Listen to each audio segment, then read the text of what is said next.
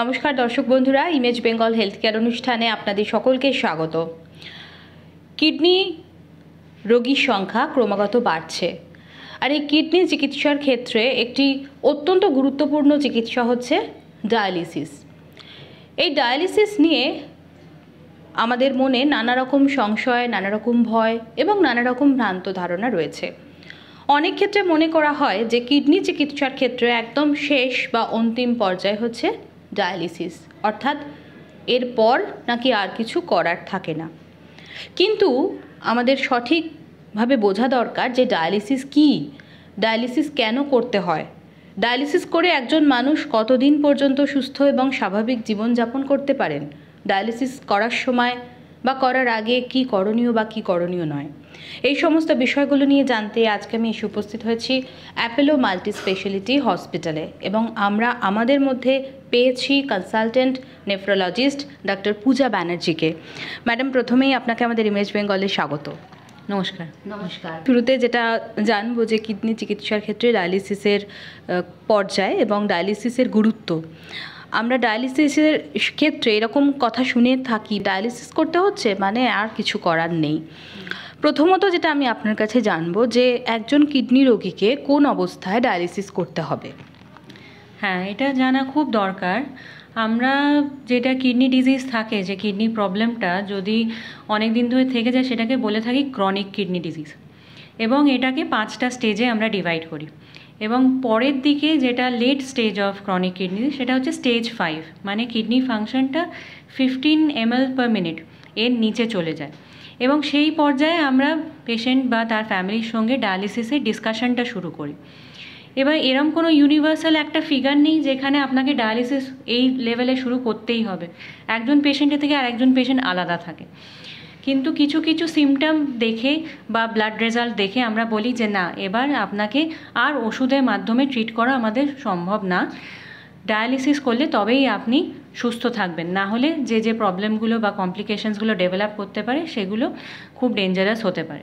সেগুলো কি? কেন না, কিডনি ফাংশনটা কমে যাচ্ছে। কিডনি আমাদের বডিতে যেগুলো করে সেগুলো তার জন্য তার যা কমপ্লিকেশনস হচ্ছে সেগুলো ডেভেলপ হবে। তার মানে কি, না পেচ্ছাপ কমে যায় বা শরীরে অতিরিক্ত জল জমে যাওয়া, বুকে জল জমে, পায়ে হাতে মুখে অনেক জায়গায় জল জমে, এবং সেটা শ্বাসকষ্ট হিসেবে হতে পারে। অনেকে নন স্পেসিফিক কিছু সিমটম থাকে, মানে প্রচণ্ড টায়ার্ড, সাধারণ যে নিজের জীবনযাত্রা সেটা করতে পারছেন না, অল্পতেই হাঁপিয়ে যাচ্ছেন, এবং তার ব্লাড টেস্ট করে দেখা যাচ্ছে ক্রিয়াটিন বেড়ে যাচ্ছে। অনেক West products, metabolic West products যেগুলো থাকে, যেগুলো কিডনির মাধ্যমে বেরিয়ে যায় বডির থেকে, যেমন পটাশিয়াম, ফসফেট, সোডিয়াম, ক্যালসিয়াম, এগুলো আপনারা শুনেই থেকেছেন, এগুলো ওঠানামা করে। মেনলি হচ্ছে পটাশিয়ামটা খুব ডেঞ্জারাসলি যদি বেড়ে যায়, হ্যাঁ, তখন হার্টে প্রবলেমস হতে পারে, হার্টের রিদমটা ওঠানামা করতে পারে। তো সেটা আমরা খুব ক্লোজলি মনিটর করি অ্যাডভান্স কিডনি ফেলিয়ার পেশেন্টদের, এবং সেটা যদি একটা ট্রিটমেন্ট মেডিকেল ট্যাবলেট দিয়েও যদি সেগুলো ঠিক না থাকে, তাহলে আর একটাও কারণে আমরা অনেক সময় দেখি পেশেন্ট জেনারেলি খুব অসুস্থ হয়ে পড়ছেন, খাচ্ছেন না, কিছু খেলেই বমি হয়ে যাচ্ছে। এটা ইউরিয়া বলে একটা জিনিস থাকে, এর থেকে আমাদের শরীরে ওই সিমটমসগুলো ডেভেলপ করে, এবং তার থেকে একটা মানে পুষ্টিটা ঠিক হয় না, ম্যালনিউট্রিশন হয়ে যায় সেই সব ক্ষেত্রে, বা ইউরিয়ার থেকে কমপ্লিকেশন হতে পারে হার্টের বা ব্লিডিং। এই সব জিনিসগুলো আমরা খুব ক্লোজলি মনিটর করি। তার জন্য যখন পেশেন্টের কিডনি ফাংশন 15-র নিচে চলে আসে, যেটা 6 মাসে একবার দেখাতেন, আমরা বলি যে না, আপনি প্রত্যেক মাসে মাসে আসুন, খুব ক্লোজলি দেখাশুনো করা হয়, এবং যে রাইট স্টেজে যে সময় এই সিমটমস বা কমপ্লিকেশন বা ব্লাড টেস্টে আমরা দেখি যে খুব বেশি পটাশিয়াম আছে বা ইউরিয়া খুব বেড়ে গেছে আর ওয়েট করা যাবে না, তখন আমরা অ্যাডভাইস করি যে ডায়ালিসিস স্টার্ট করতে হবে। আচ্ছা ম্যাডাম, একটা বিষয় আমার আপনার কাছে জানা দরকার, যে আপনি যে যে সিমটমসগুলোর কথা বললেন, তো এটা তো কিডনি সংক্রান্ত সমস্যার একটা লক্ষণও হতে পারে না, সবসময় তো বুঝতেও পারা যায় না যে এই ধরনের সমস্যাগুলো হলে সেখানে যে ডায়ালিসিস করতে হবে সেটা তারা বুঝতে পারেন না, কিন্তু এটা তো কিডনি সমস্যার একটা লক্ষণ হতে পারে। হ্যাঁ, নিশ্চয়ই। এই জন্যই তো অ্যাওয়ারনেসটা খুব ইম্পর্ট্যান্ট। এবং আমার কাছে যখন বা সব নেফ্রোলজিস্টের কাছেই যখন কিডনি পেশেন্টরা আসে, তাদেরকে আগের থেকেই আমরা অ্যাওয়্যার করে দিই বা অ্যালার্ট করে দিই যে দেখুন, যে কিডনি প্রবলেমের প্রথম দিকটায় যখন কিডনি ফাংশন ধরুন 40% আছে বা 30% আছে, অনেক সময় পেশেন্ট নিজে কিছু ফিল করেন না, বা সাধারণ হয়তো অ্যানিমিয়া আছে, রক্ত কম আছে, বা গায়ে হাত পা ব্যথা হচ্ছে, পা ফুলছে, এগুলো কমনলি দেখা যায়, যেটা অনেক অন্য কারণেও হতে পারে। এবার ব্লাড টেস্ট করলে তখন দেখা গেল যে ক্রিয়াটিনিনটা বেশি আছে, এবং তখন আমরা রিলেট করে দেখলাম যে হ্যাঁ, কিডনি প্রবলেমের জন্যই এটা হচ্ছে। কিন্তু হার্টের প্রবলেম, হার্ট ফেলিয়ার থেকেও আপনার পায়ে জল জমতে পারে, সেটাও আমাদের দেখে নেওয়া উচিত, যে ওটা এলিমিনেট করা উচিত, যে ওর সঙ্গে ওটা কিছু হচ্ছে কিনা। কিংবা লিভারে কোনো প্রবলেম থাকলেও পা ফুলতে পারে, মুখ ফুলতে পারে, সেটাও আমাদের এলিমিনেট করা উচিত। এলিমিনেট করে যখন আমরা দেখি না তাছাড়া আর কোনো কারণ নেই, তখন কিডনি প্রবলেম। এবং কিডনি প্রবলেম আমাদের দেশে সবথেকে বেশি ডায়াবেটিসে হচ্ছে, কিন্তু তাছাড়া অন্যান্য কিডনি অসুখেও কিডনি ফাংশন কমে যেতে পারে। তার স্পেসিফিক কিছু চিকিৎসা থাকে, আর কিডনি ফেলিয়ারে কিছু চিকিৎসা থাকে প্রত্যেক স্টেপে। যে দেখুন এই প্রবলেমটা আপনার আছে, এটা এত অবধি বাড়লে আমরা মেডিকেল ট্রিটমেন্টে রাখবো, কিন্তু এরপরে যদি তাও মেডিকেল ট্রিটমেন্টে রেসপন্ড না করে বা প্রোগ্রেস করে, তাহলে আমাকে ডায়ালিসিসের কথা ভাবতে হবে। এই অ্যাওয়ারনেসটা, যে আমার ফ্লুইডটা কতটা বেশি হলে আমি ডাক্তারবাবুর কাছে আর্জেন্টলি চলে আসবো ডায়ালিসিসের রিকোয়ারমেন্ট, সেগুলো আমরা পেশেন্ট ইনফরমেশন কিছু রিসোর্স শেয়ার করি বা কোনো লিফলেট দিয়ে দিই তাদের সঙ্গে। সেই ইনফরমেশনটা প্রত্যেকটা স্টেপে, প্রত্যেকটা ভিজিটে আমরা সেগুলো শেয়ার করলে ওনারা বুঝতে পারবেন যে হ্যাঁ, এই লেভেলে এলে আমি ডাক্তারবাবুর কাছে তাড়াতাড়ি চলে যাব, আমার ডায়ালিসিসের রিকোয়ারমেন্ট এসে গেছে। আমি ওই প্রসঙ্গেই আপনার কাছে যাব, যে একজন মানুষ কোন কোন লক্ষণগুলো দেখলে আরও বেশি সচেতন হবেন যে এবার আমার ডাক্তারবাবুর কাছে যাওয়া দরকার? হ্যাঁ, এবার যদি খুব অল্পতেই হাঁপিয়ে পড়ছেন, মানে একটু ধরুন দুপা হাঁটছেন, মনে হচ্ছে এবার দাঁড়াতে হবে, আমি আর কিছু করতে পারছি না, বা খুব হিমোগ্লোবিনটা কমে যাচ্ছে, ঠিক আছে, এগুলো কিন্তু অ্যাডভান্স কিডনি ফেলিয়ারে খুব কমনলি আসে। তাছাড়া পেচ্ছাপটা একদম হচ্ছে না, আগে যেরকম রেগুলার 3-4 বার যেতেন, হয়তো সারাদিনে একবার গেলেন। পা ফুলে যাচ্ছে, ওষুধ খাচ্ছেন তাও পা ফুলছে, মুখ ফুলছে, শুলে শ্বাসকষ্ট হচ্ছে, বা অল্প কিছু করলেই শ্বাসকষ্ট হচ্ছে। ব্লাড টেস্ট করালেন, পটাশিয়ামটা খুব বেশি আছে, বা ক্রিয়াটিনিনটা হট করে অনেকটা বেড়ে গেছে, সঙ্গে সঙ্গে আপনাকে নেফ্রোলজিস্টের কাছে চলে আসা উচিত। আর একদম যদি না খেতে পারেন, সেটাও খুব কমনলি আমরা দেখে থাকি যে অ্যাডভান্স কিডনি ফেলিয়ারে তাদের যে ইউরিয়াটা অ্যাকুমুলেট করে বডিতে, তার জন্য ওরা খাবারের গন্ধ টলারেট করতে পারেন না, খেলেই হয়তো বমি ভাব বা বমি করে ফেলছেন, পেটে ব্যথা করছে, এই নন স্পেসিফিক সিমটমস। কিন্তু যেটা আমি বলি, হার্ট অ্যাটাকে যেমন হার্টে পেন হয়, কিডনিজ ডোন্ট পেন, তো সেটার জন্য এই সিমটমসগুলো দেখেই আমাদের সতর্ক হতে হবে। খুব স্পেসিফিক যে কিডনিতে ব্যথা হবে সেরকম হলে কিডনি ফেলিয়ার, এটা কিন্তু নয়। ম্যাডাম, আমি এবার একটু জানবো যে এই যে ডায়ালিসিসের কথা আমরা বললাম, আলোচনা করছি, ডায়ালিসিসটা কিভাবে হবে, মানে একজন পেশেন্টের সপ্তাহে বা মাসে কতগুলো ডায়ালিসিসের প্রয়োজন, সেটা আপনারা কিভাবে বোঝেন? হ্যাঁ, এটা দেখা গেছে ডায়ালিসিস, তার আগে বলি, ডায়ালিসিস একটা কৃত্রিম মেশিন বা যন্ত্র, যেটা মানুষের ব্লাড থেকে যে মেটাবলিক ওয়েস্ট বা যে এক্সেস যে জলটা আছে সেটা বার করে দেওয়া হচ্ছে। এবং সাধারণত আমরা সপ্তাহে 3 দিন করে এটা প্রেসক্রাইব করে থাকি। মানে আপনি হয় সোম, বুধ, শুক্র এলেন, বা মঙ্গল, বৃহস্পতি, শনি, মানে একদিন বাদে বাদে আসছেন। 3 times a week dialysis start করা হয়। এবার এটা ডিপেন্ড করে সবার, যেমন একটা জুতোর সাইজ হয় না, তেমনি সব মানুষেরই একরকম ডায়ালিসিস প্রেসক্রিপশন বা ডায়ালিসিস লাগে না। এটা প্রথমে আমরা অল্প ডায়ালিসিস শুরু করি, এবং তারপরে আস্তে আস্তে ডায়ালিসিসের প্রেসক্রিপশন বা ডোজটা বাড়াই। হ্যাঁ, অনেক পেশেন্টে হয়তো তখনও ইউরিন পাস করছেন, তো তাদের অতটা ডায়ালিসিস লাগে না, সেটা আমরা বুঝে নিই। কিংবা যাদের একদম কোনো ফাংশন নেই, তখন তাদের বেশি ডায়ালিসিস লাগে। কিন্তু লিটারেচার বা রিসার্চ করে দেখা গেছে যে সপ্তাহে 3 দিনে কম যদি ডায়ালিসিস করেন, তাহলে সেটা খুব একটা এফেক্টিভ হয় না, এবং সেটা যে কমপ্লিকেশনস অফ কিডনি ফেলিয়ার সেগুলোকে আটকাতে পারে না। তার জন্য আমরা সবসময় বলি যে অনেক সময় ফিনান্সিয়ালি সেটা পসিবল হয় না, সেটা একটা মেজর ব্যারিয়ার, কিন্তু তাহলেও আমরা সবসময় বলি যে কাম অ্যাটলিস্ট 3 টাইমস আ উইক ডায়ালিসিস। কেননা আপনাকে বুঝতে হবে যে ডায়ালিসিসটা কিন্তু রিপ্লেসমেন্ট নয়, এটা একটা জাস্ট সাবস্টিটিউট, যেটা আপনার কিডনি ফাংশনটা আবার রিপ্লেস করছে ফর ফিউ আওয়ার্স।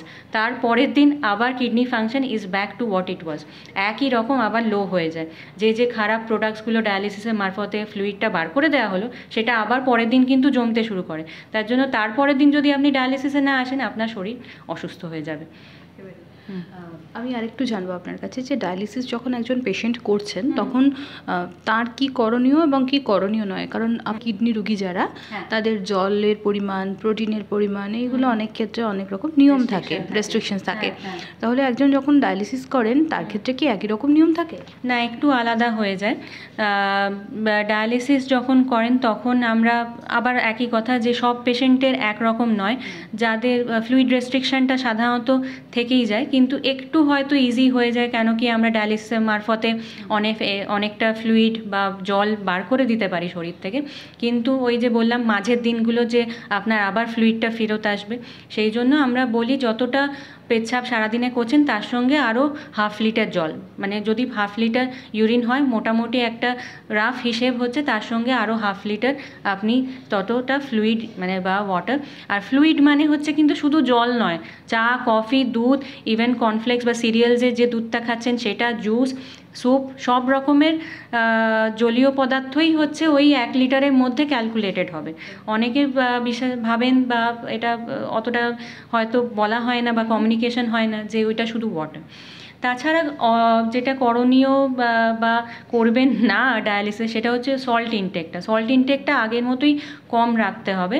প্রোটিন ইনটেকটা আমরা একটুখানি লিবারাল হই, মানে যতটা প্রোটিন রেস্ট্রিকশন আমরা dialysis, low kidney function but without dialysis, ওই সময় যতটা প্রোটিন রেস্ট্রিকশন করছিলাম সেটাকে একটু কম, অতটা প্রোটিন রেস্ট্রিকশন আর ডায়ালিসিসে রাখা হয় না। কেন না, ডায়ালিসিসে অনেক প্রোটিন লসও হয়। যখন ডায়ালিসিস মেশিনের মধ্যে দিয়ে ব্লাডটা যায় তার মধ্যে অনেক প্রোটিন লস হয় আর পেশেন্টের নিউট্রিশন ম্যালনারিশড হয়ে যায়। সেই জন্য সেটাকে কভার করার জন্য আমরা প্রোটিন ইনটেকটাকে আরেকটু বাড়াই, মোটামুটি 1 গ্রাম পার কিলোগ্রাম, মানে আপনার বডি ওয়েট যদি 50 কিলো হয় তাহলে 50 গ্রাম প্রোটিন রাফলি একটু বাড়ানো হয় from earlier stages of kidney failure. আর তাছাড়া কি করবেন না সেটা হচ্ছে যে পেন কিলার্স। আমরা খুব মাথা ব্যথা হলেও দোকান থেকে কিনে স্ট্রং পেন কিলার্স নিয়ে নিলাম উইদাউট প্রেসক্রিপশন, এটা তো হয়েই থাকে, তাই না? তো এইগুলো হচ্ছে খুব মানে কিডনির জন্য খারাপ এগুলো আর্লি স্টেজে। আর ডায়ালিসিসে শুরু হয়ে গেলেও যেইটুকু কিডনি ফাংশন আপনার বেঁচে আছে সেইটুকুকে প্রিজার্ভ করতে হবে। তা সেইটা প্রিজার্ভ কিভাবে করবেন, সেইটা কিছু ডাক্তারবাবু আপনাকে এই ওষুধগুলো বলবেন যে এইগুলো চেক আপ করবেন। হার্ট, লিপিড প্রোফাইল এগুলোকে খুব ক্লোজলি মনিটর করবেন। আর এই যেগুলো কিডনির জন্য খারাপ, মানে হচ্ছে পেন কিলার্স বা এনসেজ যেগুলো বলি, আইবুপ্রোফেন, ন্যাপ্রক্সেন, এই টাইপের যে পেন কিলার্স এগুলো অ্যাভয়েড করতে হবে। তাছাড়া আমি পরে আপনার প্রশ্ন নিশ্চয়ই আসবে যে ফিস্চুলা এবং লাইন, যে দুটো জিনিস আমরা ডায়ালিসিস করা হয় সেগুলো খুব কেয়ারফুলি রাখতে হবে। ফিস্চুলা সাধারণত একটা ধমনির সঙ্গে মানে আর্টারির সঙ্গে ভেনের কানেকশন করে দেওয়া হয়, হাতে ক্রিয়েশন করা হয় একটা সার্জারির মাধ্যমে, এবং সেই ভেনটা মোটা হয়ে যাওয়ার পর 6 থেকে 8 সপ্তাহ পর সেটাতে নিডল দিয়ে আমরা ডায়ালিসিস মেশিনটা করি, কারণ ডায়ালিসিসে অনেকটা ব্লাড ফ্লো লাগে। এবার সেই ফিস্চুলা যে আপনার হাতটা হবে, ধরুন বাঁ হাতে হোক কি ডান হাতে হোক, সেই হাতে আপনাকে খুব ক্লিন রাখতে হবে, কোনো আঘাত যেন না লাগে সেটা খুব কেয়ারফুল থাকতে হবে। ওই হাতে যেন কেউ ব্লাড ড্র না করে, অন্য হাতের ব্লাড যদি টেস্ট করেন সেখানে ওই দিকে যেন নিডল না লাগানো হয়। ব্লাড প্রেশার কোনো দিনও ফিস্চুলার হাতে যেন না মাপা হয়, কোনো টাইট কোনো চুড়ি বা জামা কাপড় পরবেন না, সেই জিনিসগুলো। আর যদি সবসময় পালসটাকে ফিল করবেন, আমরা ডায়ালিসিস পেশেন্টকে এগুলো এডুকেশন দিই যে নিজের রোজ একবার করে পালসটা ফিল করবেন, কারণ ওটা যদি খারাপ হয়ে যায় বা ক্লট করে যায় তখন ওই পালসটা চলে যায়। লাইনের একটু আলাদা, লাইনেরটা খুব ক্লিন লাগতে হয়। অনেক পেশেন্টের ফিস্টুলা করা যায় না বা কিছু অন্য কারণে লাইন দিয়ে একটা ডায়ালিসিস লাইন দিয়ে করা হয় ডায়ালিসিস, এবং সেটাকে খুব ক্লিন রাখতে হয়, মানে ভেজানো যাবে না। হ্যাঁ, আর ডায়ালিসিসে এলে প্রত্যেকবার ড্রেসিং চেঞ্জ করা, ক্যাপ আর কিছু ক্ল্যাম্প থাকে সেগুলো নিজে হ্যান্ডেল না করা, নার্সকে জিজ্ঞেস করে বা ডায়ালিসিস ডক্টরকে জিজ্ঞেস করে করা, এবং ওই জিনিসটা মানে যখন চান করবেন তো ওই ওয়াটার রেজিস্ট্যান্ট কিছু ড্রেসিং পাওয়া যায় সেগুলো দিয়ে রাখা, এগুলো খুব ইম্পর্টেন্ট। কেন না, আমাদের দেশে ডায়ালিসিসে বেশিরভাগ মানুষ মারা যান কিডনি ফেলিয়ার বা ওইটার জন্য নয়, মারা যান ইনফেকশনের জন্য। আর সেই ইনফেকশনটা যেহেতু এটা রক্তর সঙ্গে ডাইরেক্ট কানেকশন আছে, যে কোনো ইনফেকশন যেটা আপনার স্কিনে আছে বা আপনি যদি ক্লিন করলেন না বা আপনি সতর্ক হলেন না, সেই স্কিন থেকে সেই ইনফেকশনটা ওই লাইনের মধ্যে দিয়ে রক্ততে ঢুকে যাবে, and that can cause sepsis. হ্যাঁ, তো সেপসিস আর হার্ট প্রবলেম এই দুটো হচ্ছে 2 most common cause of death in dialysis. Not যে ডায়ালিসিস রিলেটেড কমপ্লিকেশন বা কিডনি ফেলিয়ার, এই দুটো কিন্তু আমরা বেশি নজর রাখার দরকার আছে। একেবারেই। আমি ডায়ালিসিসের জটিলতা নিয়ে আপনার কাছে প্রশ্ন রাখবো, কিন্তু আপনি যে দুটো পয়েন্ট বললেন ভীষণ ইম্পর্টেন্ট, যে ইনফেকশন বা সেপসিস, এটা বলবো, এবং পাশাপাশি ডায়ালিসিসের সময় আর কী কী জটিলতা সৃষ্টি হতে পারে। হ্যাঁ, ডায়ালিসিসের সময় দেখা যায় যে মোস্ট কমন যেটা, সবথেকে কমন যেটা দেখি আমরা, যে ব্লাড প্রেশার ড্রপ করে। ব্লাড প্রেশার কিডনি পেশেন্টদের, আপনি যদি 100টা কিডনি পেশেন্ট দেখেন তার মধ্যে 95 ভাগের ব্লাড প্রেশার বেশি থাকে সাধারণত। কিন্তু ব্লাড প্রেশার বেশি নিয়ে আসছেন, ডায়ালিসিস মেশিনে যেই কানেক্ট হচ্ছেন বা ডায়ালিসিস পদ্ধতিতে যখন প্রসেসটা শুরু হচ্ছে, ওদের ব্লাড প্রেশার ড্রপ করছে। কেন না, অনেকটা ভলিউম অফ ব্লাড ওই কৃত্রিম মেশিনটা দিয়ে যাচ্ছে। আর কিডনির প্রবলেম থেকে আরও অন্যান্য হার্টের প্রবলেম এইসব থেকেই থাকে, সেই প্রবলেমগুলো থেকেও লো ব্লাড প্রেশার একটা হতে পারে। তো লো ব্লাড প্রেশার হয়ে অনেক পেশেন্টের সেটার থেকে একটু কমপ্লিকেশন হয় অন ডায়ালিসিস, আমরা বলি ইন্ট্রাডায়ালিটিক হাইপোটেনশন, মানে লো ব্লাড প্রেশার। তার থেকে অনেকে মাথা ঝিমঝিম করে, বা একটু চোখে অন্ধকার দেখেন, বা অনেক সময় কিছুক্ষণের জন্য মানে জ্ঞান হারিয়ে ফেলেন। তখন আমরা ওই ডায়ালিসিস এটা কিছুক্ষণ বন্ধ রাখি বা একটু ফ্লুইড দেওয়াতে আবার সেটা ঠিক হয়ে যায়। এটা আপনার ডায়ালিসিসের যে ডাক্তারবাবু আছেন তার সঙ্গে কথা বলতে হবে, যে এটা কমানোর জন্য কিছু কিছু পদ্ধতি আছে, কিছু কিছু ওষুধ আছে। অনেকে যাদের রেগুলারলি এরকমভাবে ব্লাড প্রেশার ড্রপ করে, আমরা অনেক সময় বলি যে ব্লাড প্রেশারের যে মেডিসিনগুলো, ওগুলো আপনি ডায়ালিসিসের পরে নেবেন, ডায়ালিসিসের আগে জাস্ট নিয়ে আসবেন না। তাছাড়া কমপ্লিকেশন ডায়ালিসিসের সময় হচ্ছে অনেকে মাসেল ক্র্যাম্পস হয়, খুব খারাপ। যখন ওই ফ্লুইডটা রিমুভ করা হয়, মানে জলটা আমাদের বডির থেকে বেরিয়ে যায়, তখন বা সল্টের একটু রেগুলেশনের জন্য ওই সময় একটু মাসেল ক্র্যাম্পস হতে পারে। সেটাও অনেকের অনেক কিছু, মানে এটা অনেকের জন্য খুব প্রবলেম ক্রিয়েট করে। এবং সত্যি কথা বলতে এটাকে প্রিভেন্ট করা খুব এফেক্টিভ মেডিকেশন আজকের দিনেও আমাদের কাছে নেই। দু একটা আছে, কিন্তু সেগুলো খুব যে স্ট্রং এভিডেন্স আছে তা নয়। তাছাড়া কমপ্লিকেশন বললাম যে ইনফেকশন, কমনলি লাইন ইনফেকশন বা ফিস্টুলা ইনফেকশন হতে পারে। অনেক সময় হার্টের রিদমে প্রবলেম হয়, অ্যারিথমিয়া হতে পারে, যে কারণ কি আবার ওই যে লো ব্লাড প্রেশার হয়ে বা কোএক্সিস্টিং যে একটা হার্টের প্রবলেমও আছে। মেজরিটি পেশেন্টের যাদের কিডনি প্রবলেম আছে তাদের হার্টের প্রবলেমও আছে, বা ডায়াবেটিস আছে, তার থেকে একটা ওই হার্টে অ্যারিথমিয়া হতে পারে। আর প্রবলেম বলতে হার্ট অ্যাটাক হওয়ার চান্স থাকে। একটা ডায়ালিসিস পার্সে অনেক সময় সার্কিটে যে ব্লাডটা যায় সেটা ক্লট করে যায়, বা এইসব প্রবলেম, টেকনিক্যাল প্রবলেমস তো অনেকই থাকে। কিন্তু মেইন প্রবলেম হচ্ছে যে তারা ওই লো ব্লাড প্রেশার, আর হচ্ছে অনেক সময় অ্যালার্জিও দেখতে পারি আমরা, যে ডায়ালিসিসে একটা ফিল্টার বলে একটা পোর্শন থাকে, যেটা কৃত্রিম অংশ, যেটা ডায়ালিসিস আমাদের কিডনির ফিল্টারের মতো কাজ করে। সেই ফিল্টারের যে মেমব্রেনটা আছে সেটার এগেনস্টে অ্যালার্জি হয়ে যায়। তখন হঠাৎ করে ওদের অ্যালার্জিক রিয়াকশন, মানে শ্বাসকষ্ট নিতে পারছে, মানে ওই তখন আমাদের ফিল্টারটা চেঞ্জ করে দেখতে হয় যে ওটার জন্য হচ্ছে কিনা। আচ্ছা ম্যাডাম, আর একটা বিষয় আমার জানা দরকার, যে ডায়ালিসিসের ক্ষেত্রে যারা ডায়ালিসিস করছেন তাদের কি কোনো ভ্যাকসিন নেওয়ার প্রয়োজন আছে? হ্যাঁ, তো আমাদের কিডনি ফেলিয়ার পেশেন্টরা আমরা বলি ইমিউনো কম্প্রোমাইজড, কেন কি তাদের ইমিউনিটি সিস্টেমটা অনেকটাই poor compare to general population. আমরা যখন ডায়ালিসিসের প্রিপারেশান নিই তখন, মানে ডায়ালিসিস স্টার্ট হয়নি তার আগেই আমরা তাদেরকে ভ্যাকসিনেট করতে শুরু করি, যেটা হেপাটাইটিস বি ভ্যাকসিনটা একটা অ্যাডিশনাল বুস্টার দিয়ে 4টে ডোজ দিতে হয় বিফোর ডায়ালিসিস, বা অনেক সময় হয়তো ডায়ালিসিস স্টার্টটা খুব তাড়াতাড়িভাবে হয়ে গেল, তখন অন ডায়ালিসিসও আমরা ওই পুরো হেপাটাইটিস বি ভ্যাকসিনটা কমপ্লিট করি।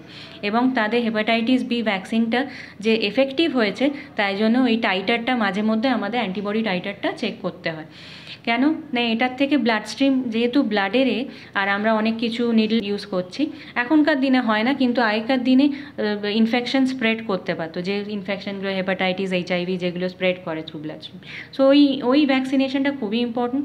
তাছাড়া নিউমোকক্কাল আর ইনফ্লুয়েঞ্জা, এই দুটো যেটা আমরা এল্ডারলি বা যারা বয়স্ক তাদেরও দেওয়া হয়, সঙ্গে সঙ্গে সিকেডি মানে ক্রনিক কিডনি ডিজিজ পেশেন্টদেরও দেওয়া হয়। এবং কিছু কিছু ভ্যাকসিন আছে যেগুলো মানে হয়তো ডিজিজ স্পেসিফিক বা বয়স অনুযায়ী সেরমভাবে বাচ্চাদের যেগুলো যে বয়সের যেটা সেগুলো তো দেওয়াই হয়। কিন্তু হেপাটাইটিস বি, নিউমোকক্কাল আর ইনফ্লুয়েঞ্জা এগুলো আমরা খুব ভালো করে পেশেন্টদেরকে আগের থেকে স্টার্ট করে দিই। একদম। আরেকটা বিষয় যেটা আমি শুরুতেই বললাম যে ডায়ালিসিস মানে কিডনি রোগীদের একটা ধারণা আছে যে এটা মানে একদম শেষ পর্যায়ে, তাহলে কি ডায়ালিসিস সারা জীবন চালিয়ে যেতে হবে? যে হ্যাঁ, এটা কিডনি ফেলিয়ারে অনেকটা শেষের দিকেই লাগে। হ্যাঁ, প্রথম দিকে আমরা ওষুধ মেডিকেল ট্রিটমেন্টেই রাখি, কিন্তু পরের দিকে যখন মেডিকেল ট্রিটমেন্ট আর কাজ করে না তখনই আমরা ডায়ালিসিস স্টার্ট করি।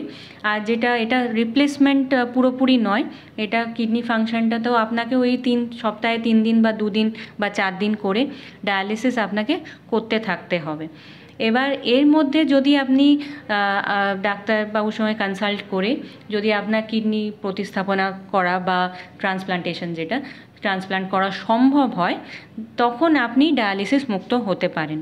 কিন্তু সাধারণত যেসব কারণে কিডনি একদম লাস্ট স্টেজে পৌঁছে যায় সেসব ক্ষেত্রে ডায়ালিসিস কন্টিনিউ করতে হয় লাইফ লং। এবার কথা হচ্ছে যে যেসব পেশেন্টের ক্রনিক কিডনি প্রবলেম নেই কিন্তু হঠাৎ করে কোনো ইনফেকশন হয়েছে বা কোনো ওষুধ থেকে সাইড এফেক্ট হয়েছে তখন তাদের কিডনিটা আপসেট হয়েছে, যেটাকে আমরা বলি অ্যাকিউট কিডনি ইনজুরি, সেখানে আমাদের অ্যাকিউট ডায়ালিসিস লাগে, মানে হঠাৎ করে ডায়ালিসিসের প্রয়োজন হতে পারে। লিভার প্রবলেমেও হয়, অনেক অন্যান্য প্রবলেমেও হয়, এবং সেখানে ডায়ালিসিসটা কিডনির নিজস্ব কোনো হয়তো মানে একটা পার্মানেন্ট কিছু ড্যামেজ নেই, সেই সব ক্ষেত্রে ডায়ালিসিসটা অল্প সময়ের জন্য রেখে আবার কিডনি ফাংশন রিভার্স হয়ে যায় বা আগের থেকে বেটার হয়ে যায়, কিডনি ফাংশন হয়ে যায়। অনেক কিডনি ডিজিজ থাকে যেটার আমরা কিছু ট্রিটমেন্ট অফার করতে পারি, যেমন কিছু ইমিউনোলজিক্যাল কিডনি ডিজিজ থাকে বা স্টোন রিলেটেড কিডনি ডিজিজ বা কোনো টিউমারের জন্য হচ্ছে, সেগুলো স্পেসিফিক ট্রিটমেন্ট যখন হয়ে যায় তখন কিডনি ফাংশনটা অনেকটা বেটার হয়ে যায়, এবং সেই স্বাভাবিক হয়ে গেলে ওই পিরিয়ডটা আমরা ডায়ালিসিস দিয়ে ওনাকে ম্যানেজ করি, তারপরে ওনারা ডায়ালিসিস মুক্ত হতে পারে। তো এটা অনেকটাই সাবজেক্টিভ যে কী কারণে বা কী কারণ কিডনি ফেলিয়ারে কী কারণ। কিডনি ফেলিয়ারের কারণটা যদি দেখা যায় যে হ্যাঁ কিডনিটা অনেকটা ড্যামেজ হয়ে গেছে, কিডনি নতুন করে জন্মায় না, তো ডায়ালিসিস সেখানে লাগবে বা ট্রান্সপ্লান্ট লাগবে। কিন্তু যদি কিডনি ফেলিয়ারের কারণটা রিভার্সেবল হয়, যেমন ইনফেকশন বা ড্রাগ রিলেটেড বা অন্যান্য লিভার প্রবলেম বা কিছু অন্য বা ক্যান্সার রিলেটেড প্রবলেম, অনেক কারণে আর অ্যাকিউট কিডনি ইনজুরি হয়, সেটা যদি রিভার্সেবল হয় তখন আমরা ডায়ালিসিস লাইফ লং লাগবে সেটা নয়। তো ডায়ালিসিস লাস্ট কথা নয় এদের জন্য যাদের কিডনিটা অনেকটা ড্যামেজ হচ্ছে তাদের জন্য লাস্ট কথা নয়। কেন না, এখন কিডনি ট্রান্সপ্লান্ট আমরা করছি এবং খুব সাকসেসফুলি করছি, এবং সেটা থেকে ডায়ালিসিস মুক্ত হওয়া যেতে পারে। ম্যাডাম কোনটা ভালো, কিডনি প্রতিস্থাপন ভালো না ডায়ালিসিস ভালো? আমার ওপিনিয়ন যদি নেন তাহলে আমি বলবো কিডনি প্রতিস্থাপনই ভালো। কেন না, এগুলো স্টাডি করে দেখা গেছে যে ডায়ালিসিস করে মানুষ যতদিন বেঁচে থাকেন এবং কিডনি ট্রান্সপ্লান্ট করার পর মানুষ যে বেঁচে থাকেন সেটা অনেকটাই বেশি কিডনি ট্রান্সপ্লান্টের পর। শুধু কোয়ান্টিটি অফ লাইফ নয়, আজকালকার দিনে সবাই ভালোভাবে বেঁচে থাকতে চায়, তাই না? তো কোয়ালিটি অফ লাইফও অন ডায়ালিসিস আর ট্রান্সপ্লান্টে অনেক ফারাক। ট্রান্সপ্লান্টের পরে পেশেন্ট অনেক বেটার কোয়ালিটি অফ লাইফ পায়। ডায়ালিসিসে আসা সপ্তাহে 3 দিন 4 ঘন্টা ধরে একটা মেশিনে কানেক্টেড থাকা, তার মধ্যেও অনেক রকমের প্রবলেমস, বাড়ি গিয়ে অনেকটা দুর্বল লাগে বা ব্লাড প্রেশার লো থাকে, অন্যের ওপর ডিপেন্ডেন্ট থাকতে হয়, মাঝের দিনগুলোও যে খুব বেশি কিছু প্রোডাক্টিভ কাজ করতে পারেন তা নয়। তো এই কারণগুলো হচ্ছে পুয়ার কোয়ালিটি অফ লাইফ। তো সেই জিনিসগুলো আমরা যদি কম্পেয়ার করি তাহলে ট্রান্সপ্লান্টে অনেকটাই ভালো। ওষুধ খেতে হয় যাতে নতুন কিডনিটা রিজেক্ট না হয়, তার থেকেও কিছু কিছু আবার প্রবলেমস আসে যেমন ইনফেকশন বা ক্যান্সার, কিন্তু সেগুলো সাধারণত ভালোভাবে ফলো আপে থাকলে, চেক আপে থাকলে সেগুলো প্রিভেন্টেবল বা কিউরেবল। তো কিডনি ট্রান্সপ্লান্ট একটা এমন পদ্ধতি যেখানে নতুন কিডনি আপনার শরীরে বসিয়ে দেওয়া হচ্ছে একটা অপারেশন করে, এবং তারপরে সেই কিডনিটা ফাংশন করতে স্টার্ট করলে আপনি নিয়ার নর্মাল কিডনি ফাংশন আবার ফিরে পাচ্ছেন। আচ্ছা, আরেকটা যেটা ব্যাপার যে ডায়ালিসিস করে একজন মানুষ কত দিন পর্যন্ত কতটা সুস্থ থাকতে পারেন? এটা আবার খুব ভ্যারিয়েবল আর কি, এটা বলা মুশকিল। আমরা সাধারণত বলে থাকি 5 থেকে 10 বছর সার্ভাইভাল আফটার স্টার্টিং ডায়ালিসিস, মানে বেঁচে থাকেন 5 থেকে 10 বছর, কিন্তু এটা ব্যতিক্রমও আছে। অনেক পেশেন্ট আবার 20-25 বছর ধরেও দিব্যি ডায়ালিসিস করে ভালো আছেন, হ্যাঁ, এবং তারা মেনে নিয়েছেন, দে হ্যাভ অ্যাকসেপ্টেড কি ওরা dialysis is a part of their life, এবং তারা খুব ভালোভাবে মোটিভেটেড, এডুকেটেড যে তাদের লাইন বা ফিস্টুলা সেটা কিভাবে কেয়ার নিতে হবে, তাদের কিডনিটা কিভাবে ভালো রাখতে হবে, যেইটুকু কিডনি ফাংশন আছে সেটাকে কীভাবে প্রিজার্ভ রাখতে হবে, রেগুলার চেক আপ করানো, এবং সেরমভাবেও অনেকে ভালো আছেন। তো কিন্তু সাধারণত আমরা দেখি যে ওই যে বললাম ইনফেকশন, সেপসিস, ওইটা একটা বিশাল প্রবলেম। আর হার্টের প্রবলেম এসে যায়, ইসকেমিক হার্ট ডিজিজ বা অ্যারিথমিয়া, এগুলো আমরা খুব কমনলি দেখি যে এগুলোর জন্য মানুষ অনেকভাবে বারবার অ্যাডমিট হতে হয় বা তাদের জীবনযাত্রাটা অতটা স্মুথ হয় না। ট্রান্সপ্লান্টের পর বা কিডনি প্রতিস্থাপনার পর সেটা কম্প্যারেটিভলি অনেকটাই বেটার। আর একটা বিষয় যে ডায়ালিসিস তো অনেক সময় আমরা হসপিটালে জানি যে বেশিরভাগ ক্ষেত্রে হয়, বাড়িতে কি ডায়ালিসিস করা যায়? হ্যাঁ, এটা ভালো প্রশ্ন। এটা বাড়িতে ডায়ালিসিস দু রকমের হয়, একটা হচ্ছে রক্তের ডায়ালিসিস আর একটা হচ্ছে পেরিটোনিয়াল ডায়ালিসিস, যেটাতে মানে অন্য একটা মেশিন আছে, পেটের একটা ভেতরে যে পেরিটোনিয়াম বলে যে একটা লাইনিং বা মেমব্রেন থাকে, সেটাই ওই ছাঁকনির কাজটা করছে। হিমোডায়ালিসিসে যেমন একটা ফিল্টার বলে একটা জায়গা থাকে যেটা ছাঁকনির কাজটা করে, ব্লাড থেকে ওয়েস্ট প্রোডাক্টসগুলো বার করে দেয়, কিন্তু এই আমাদের বডির ওই ছাঁকনিটা নিজে থেকে ওটাকে ইউটিলাইজ করে আমরা ডায়ালিসিস প্রোভাইড করি, এটাকে বলে পেরিটোনিয়াল ডায়ালিসিস। এবং এই ডায়ালিসিসটা পুরোটাই বাড়িতে করা যায় আফটার অ্যাডিকুয়েট ট্রেনিং। প্রথমে হয়তো আপনাকে ঘন ঘন হসপিটাল আসতে হবে বা নার্সদের সঙ্গে যোগাযোগ, ডক্টরবাবুর সঙ্গে যোগাযোগ, মোটামুটি 2 সপ্তাহের মধ্যে ট্রেনিং হয়ে যাওয়া সম্ভব। এবং তারপরে এটা peritoneal dialysis is a form of dialysis, যেটা আপনি বাড়িতে নিজে করতে পারবেন। অনেক সময় ম্যানুয়ালিও করা যায় বা মেশিন দিয়েও করা যায়। মেশিনটা অনেকেই প্রেফার করেন, কেন কি যারা ওয়ার্কিং তারা নিশ্চয়ই চাইবেন যে তাদের দিনটা ফ্রি রাখতে, যাতে তারা হ্যাঁ তাদের যা যা কাজ সেটা করতে পারেন বা লাইফটা এনজয় করতে পারেন। তো ওই জন্য ওরা মেশিনটা রাত্রিরে কানেক্ট হয়ে যান, সকালে ডিসকানেক্ট হয়ে যান।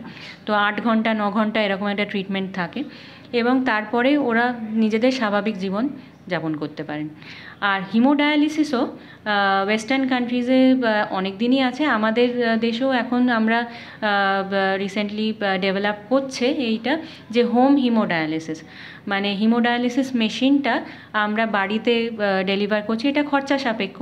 এটার অ্যাডভান্টেজ কি না, হ্যাঁ হসপিটালে আসতে হলো না, অন্যদের থেকে ক্রস ইনফেকশন, অন্য পেশেন্টের থেকে ক্রস ইনফেকশন হওয়া, এটা নিজের একটা কমফর্ট জোনে থাকছেন, নিজের বাড়িতে স্ট্রেস ফ্রিভাবে করতে পারছেন, যখন সুবিধে তখন করতে পারছেন, আপনার ট্রান্সফার বা কিছু কমিউট টাইমটা কমে যাচ্ছে।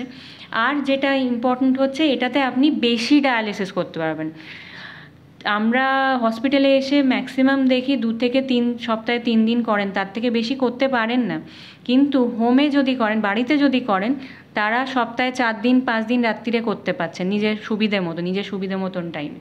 এটাতে দেখা গেছে যে ডায়ালিসিস ডোজটা খুব ভালোভাবে আমরা ডেলিভার করতে পারছি, এবং তাতে খুব পজিটিভ অ্যাডভান্টেজ আছে।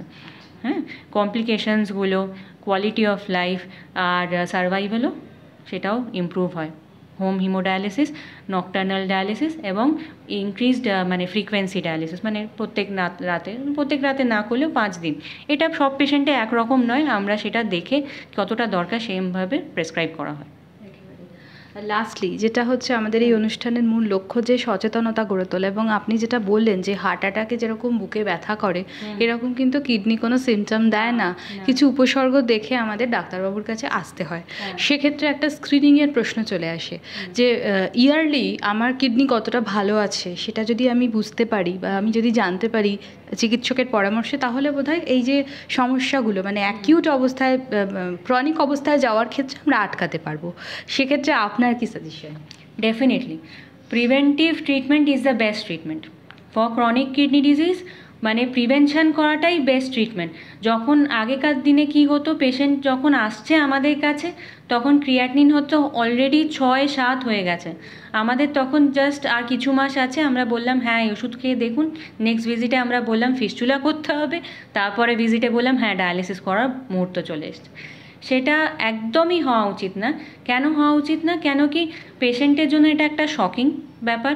তাছাড়া এটাও যে যা যা কমপ্লিকেশানস কিডনি ডিজিজে হয়েছে সেটা অলরেডি ঘটে গেছে।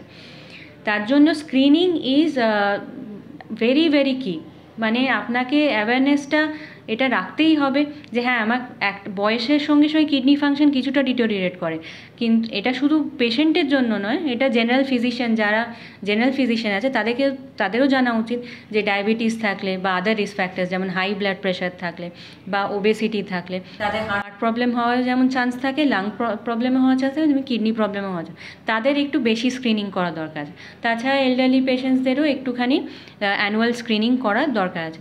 আর শুধু ব্লাড টেস্ট নয়, ইউরিন পরীক্ষা থেকে আমরা যে কত কি ইনফরমেশান পেতে পারি সেটা মানে বলাই বাহুল্য, কেন কি ওইটার থেকে আমরা খুব আর্লি পিক আপ করতে পারি। যেমন ইউরিন পরীক্ষা করে ডায়াবেটিসে যে কিডনি প্রবলেম হয় সেটা অনেক সময় আগে আসে, ক্রিয়াটিনিন রাইজটা হয়তো পরে আসে। আমরা যদি সেই টাইমে সঠিক ওষুধগুলো স্টার্ট করতে পারি তাহলে অনেকটাই আমরা কিডনি ফাংশন আগের থেকে ধরে রাখতে পারবো। So simple blood test, blood pressure measurement, healthy lifestyle, avoidance of smoking, regular exercise, এগুলো খুব ভাইটাল কিডনি হেলথ মেনটেন করার জন্য। আর স্ক্রিনিং, আপনাদের এই যে অ্যাওয়ারনেস প্রোগ্রামসগুলো হচ্ছে এদের থ্রু দিয়ে আমাদের এটাই মেন মেসেজ যে সবাই যেন সচেতন হন যে কিডনিকে কীভাবে ভালো রাখতে হয় এবং কখন টেস্ট করলে কতটা ফ্রিকুয়েন্টলি টেস্ট করতে হবে, আর ডাক্তারবাবুর সঙ্গে কনসাল্ট করে কখন নেফ্রোলজিস্ট কোন স্টেজে দেখাতে হবে, এগুলো ক্লিয়ার গাইডলাইন্স আমরা প্রোপাগেট করার চেষ্টা করছি। আমার লাস্টলি একটা নিজের প্রশ্ন আছে। আপনি যে বললেন যে আপনাদের কাছে কোনো পেশেন্ট এলেন তখন তার দেখলেন যে ক্রিয়েটিনিন লেভেল 6 হয়ে গেছে, তাহলে ম্যাডাম তার সঙ্গে আপনি কথা বলে কি জানতে পারলেন যে তার কি কোনো সিমটমস ছিল সেটা তিনি অ্যাভয়েড করে গেছেন বা ইগনোর করে গেছেন, বুঝতে পারেনি? হ্যাঁ, এটা তো হয়েই থাকে, কেন কি ও যেটা বললাম যে নন স্পেসিফিক, খেতে পাচ্ছে না, হয়তো একটু লেথার্জিক লাগছে, এটা তো আমাদের সাধারণ আমরা মানে হ্যাঁ হয়েই থাকে। আর সবাই ইগনোর করে যায় যে হ্যাঁ হয়তো কাজের ক্ষেত্রে একটু বেশি হয়ে গেছে, স্ট্রেস হয়ে গেছে বা অন্য কোনো কারণে। অ্যানিমিয়া একটা কমন প্রবলেম, হাজার একটা কারণে হয়। কিডনি ফেলিয়ারের জন্য যে হচ্ছে সেগুলো তো সাধারণভাবে মাথায় আসে না। এবং অনেক সময় আমরা দেখি যে হাই ব্লাড প্রেশার আছে, কিছু ফিল করেননি, সেই ব্লাড প্রেশার অনেক দিন ধরে খুব আনকন্ট্রোল থাকাতে কিডনিটাও প্রবলেমে এসে গেছে। বা সুগার বেশি ছিল, তারপরে অতটা হয়তো তখন খেয়াল করেননি, পরে যখন কিডনি হার্ট এগুলো এফেক্ট হতে শুরু করলো তখন উনি বুঝতে পারলেন যে অলরেডি ওই পিরিয়ডটা, প্রেশাস পিরিয়ডটা মিস হয়ে গেছে। সিমটম যেহেতু থাকে না কিডনি ফেলিয়ারের প্রথম দিকে বা কিডনি প্রবলেমে, সেই জন্য একটা রিয়েল প্রবলেম। পেচ্ছাপ হওয়া কমে যায় অনেক লেট স্টেজে, শরীরে জল জমে, পায়ে জল জমে হয়তো আর্লি স্টেজে, কিন্তু সারা শরীরে জল জমা, বুকে জল জমা, এই জিনিসগুলো অনেক লেট স্টেজে হয়। এবং তখন ওই পরিস্থিতি চলে আসে যে ওষুধ কতটা কাজ করবে বলা মুশকিল।